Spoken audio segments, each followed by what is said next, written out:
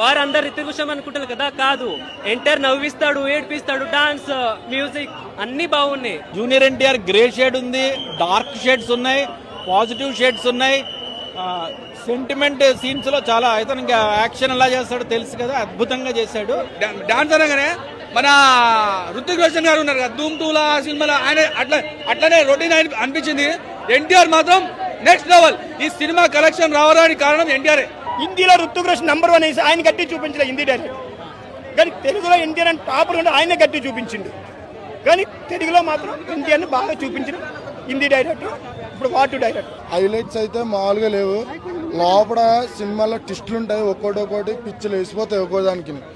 అసలు చెప్పుకోలేము మనం. ఇంకా ఎన్టీఆర్ గారు ట్విస్టులు ఎక్కడ బయట చెప్పొద్దు అని చెప్పన్నారు. ఆ లెవెల్ ట్విస్టులు ఉన్నాయి అసలు మామూలుగా లేవు. లాస్ట్ 15 minutes ఉంటుంది, చూడాలి అందరూ. ఎన్టీఆర్ అన్న రెండో cinema block buster industry hit. ఇప్పుడు మొన్న సింగల్ వచ్చిన సినిమా, ఇప్పుడు డబల్లో సినిమా.